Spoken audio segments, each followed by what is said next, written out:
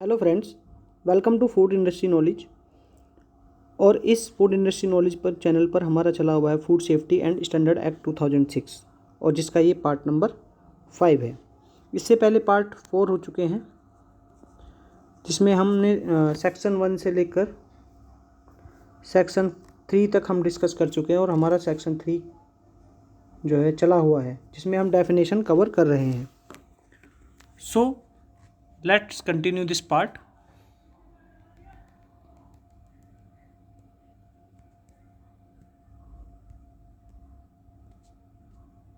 So previous discussion की अगर बात करें तो प्रीवियस डिस्कशन में जो हमने अभी तक देखा है वो देखा हुआ है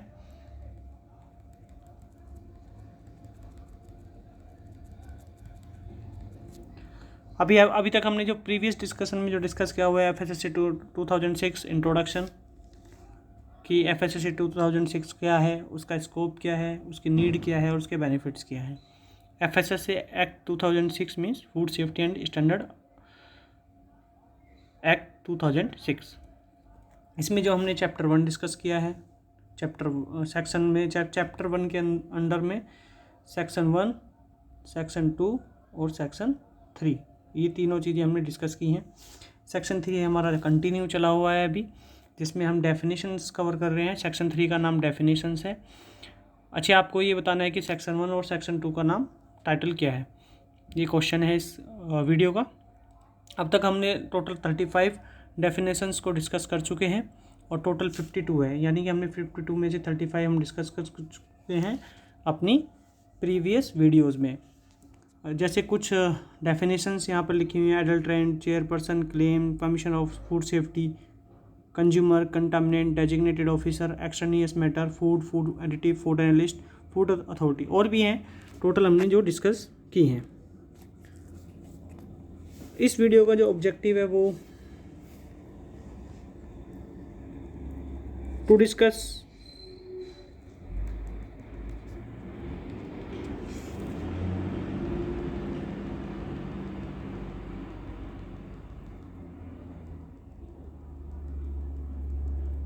इस वीडियो का जो ऑब्जेक्टिव है वो to discuss food safety and standard act 2006, इसको कंटिन्यू करना है हमने।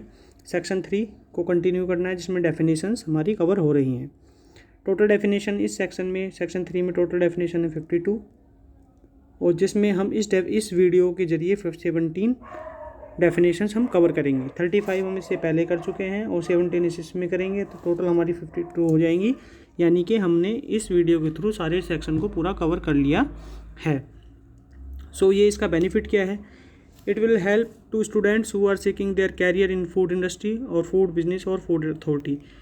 ये पिछला अगर फूड एनालिस्ट एग्ज़ाम अगर हम उठाएंगे तो उसमें काफ़ी क्वेश्चन इस सेक्शन से आए हुए हैं। सो ये जो स्टूडेंट्स जो फूड इंडस्ट्री में जाना चाह रहे हैं, जो एग्ज़ाम की तैयारी कर रहे हैं, तो उनके लिए हेल्पफुल रहेगा। It will also help to working professionals to update their knowledge and update helpful in audit. तो ये हेल्प ऑडिट में भी बेनिफिशियल रहेगा जो वर्किंग प्रोफेशनल है। तो चलिए शुरू करते हैं सेक्शन नंबर 3, डेफिनेशंस में जो हमारा पार्ट चला हुआ है वो ZJ prescribed means prescribed by rules made by the central government और state government in the case में be under this act. Next है प्राइमरी फूड्स की डेफिनेशन क्या है? An article of food being a produce of agriculture से produce हुआ हो, horticulture, animal husbandry, dairying और aquaculture in its natural form, जो नेचुरल फॉर्म में हो, जो प्रोसेस नहीं किया हो, that is called primary food.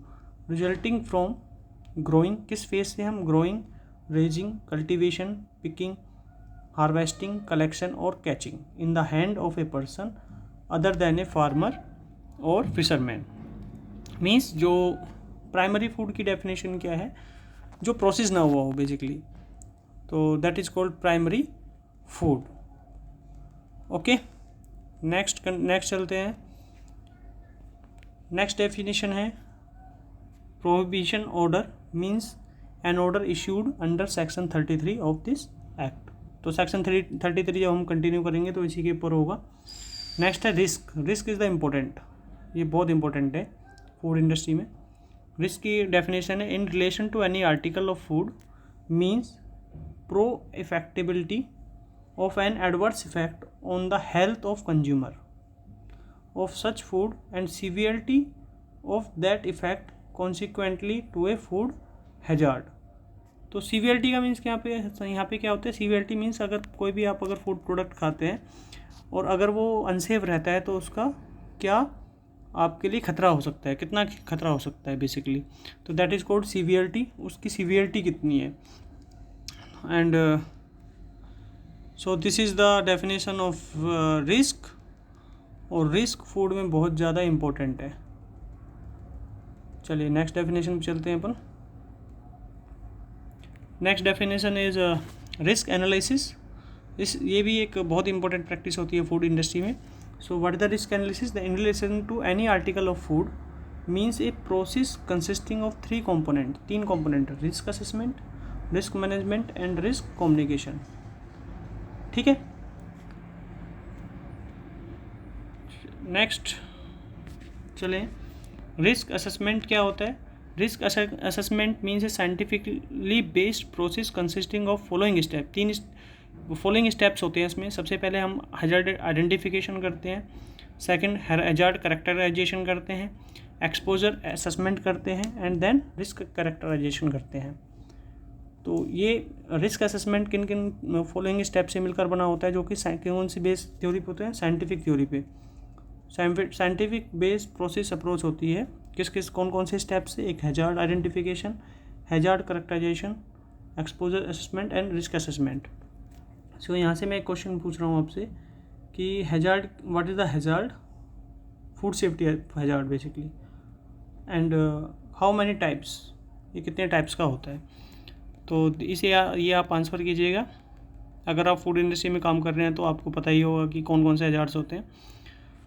चलिए नेक्स्ट क्वेश्चन पे हम आगे चलते हैं। नेक्स्ट डेफिनेशन है risk communication means the interactive exchange of information and opinions through out the risk analysis process concerning risk related factors and risk perceptions among risk assessors, risk managers, consumers, industry, the academic community and other interested party, including the explanation of risk assessment and findings and the basis of risk management decisions। Means risk का जो communication ये सभी के through जो होता है that is called risk communication.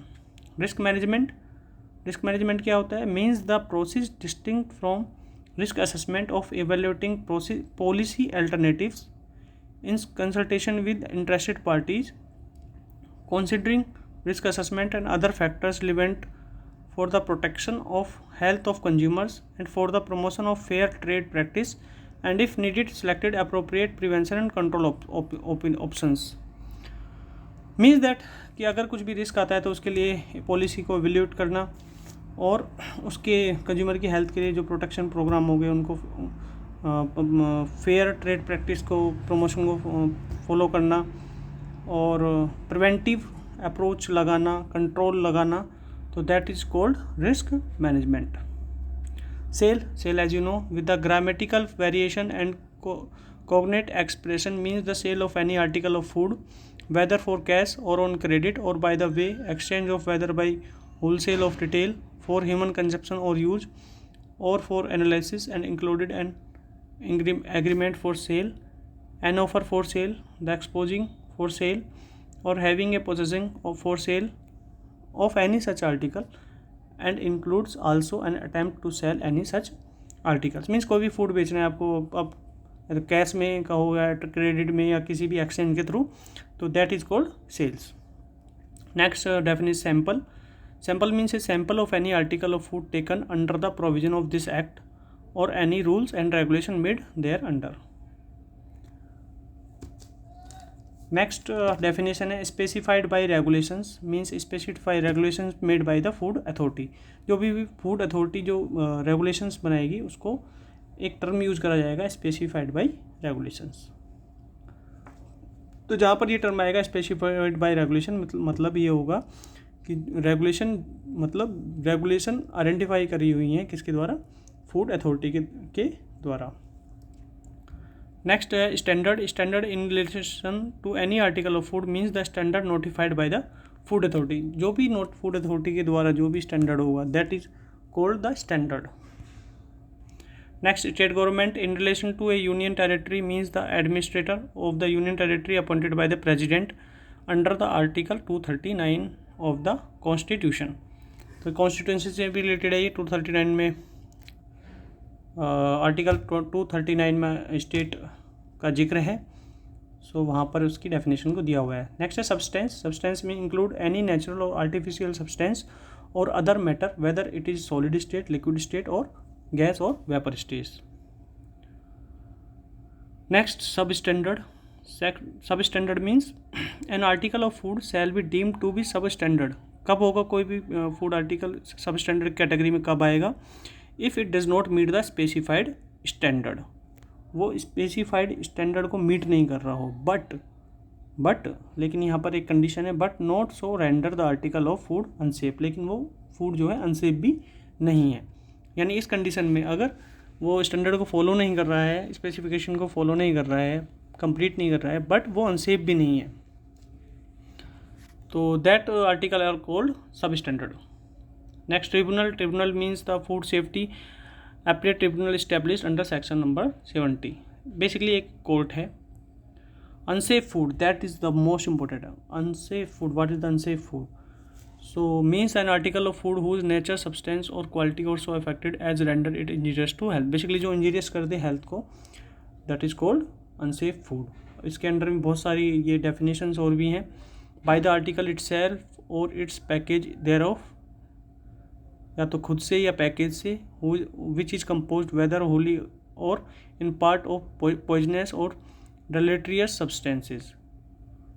Bye the second है by the article consisting wholly in the और इन पार्ट और any filthy putrid rotten decomposed और डिसीज्ड एनिमल सब्सटेंस और वेजिटेबल सब्सटेंस, जिसके अंदर ये सब डिसीज एनिमल या फिर डिकम्पोज एनिमल और वेजिटेबल सब्सटेंस का कोई भी पार्ट हो।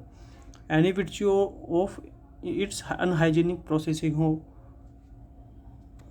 By the substitution of any inferior और चीपर सब्सटेंस यूज करा हो उसके अंदर। Next by addition of substance directly और as an ingredient which is not permitted. कोई भी ऐसा प्रोडक्ट जो इंग्रेडिएंट जो परमिटेड ना हो बट वो एज ए सब्सटेंस उसमें यूज़ करा हो। बाय द एब्स्ट्रैक्शन होली और in part of any it's constituents, उसमें से कुछ भी एब्स्ट्रैक्ट कर दिया हो, उसका जो एक कॉन्स्टिट्यूएंट प्रोडक्ट का हो। Coloured by the article being so coloured, flavoured और कोटेड, पाउडर्ड और पॉलिश्ड और एज टू डैमेज और conceal द आर्टिकल और to make it appear better और greater value than its real is. उसको अच्छा बनाने के लिए उसमें और ज़्यादा कलर डाल दिया हो, फ्लेवर डाल दिया हो जो इसकी स्पेसिफिकेशन से ज़्यादा है, that is called unsafe product. By the presence of any colouring matter और preservative other than its specified in respect thereof. कोई दूसरा प्रिजर्वेटिव और कलरिंग मैटर यूज़ कर लिया हो जो कि स्पेसिफाई है उसके रेस्पेक्ट में। Bye the article having being infected और इन्फेस्टेड विद वर्म्स, वेबल्स और इंसेक्ट के द्वारा इन्फेक्टेड कोई भी आर्टिकल कौन सी कैटेगरी में आएगा? अनसेफ में। By virtue of its being prepared, packed और kept under insanitary conditions में रखा हो। कोई भी अनसैनिटरी कंडीशंस में कोई प्रोडक्ट वो प्रिपेयर करा हो, पैक करा हो या फिर रखा हो, that is called unsafe product. By virtue और इट्स बीइंग मिसब्रांडेड करा हो और सब स्टैंडर्ड और फूड कंटेनिंग एक्सट्रानियस मैटर। देखिए एक्सट्रानियस मैटर की भी डेफिनेशन हमने पहले डिस्कस की है। Bye virtue of containing pesticide, उसके अंदर कोई पेस्टिसाइड हो, contamination of axis quantities specified by regulations, contaminants हो जो कि एक्सिस हो क्वांटिटी में, रेगुलेशन ने जो भी स्पेसिफाइड किए हैं कंटामिनेंट्स का उससे ज़्यादा में। अच्छा आपको ये बताना है कि इस पे कंटामिनेंट्स के लिए कौन सा रेगुलेशन है, FSSAI का, दैट इज़ अ क्वेश्चन। सो हमने थैंक यू सो मच आपने ये वीडियो देखा। तो अब तक हमने we have covered section 1, chapter 1, section 1, section 2, section 3, total 52 definition हम कवर कर चुके हैं। Thanks for video watching. Please give your valuable feedback for further improvement. ताकि मुझे भी मोटिवेशन मिले वीडियो बनाने के लिए। तो so like, share, comment and subscribe the channel. So thank you so much again.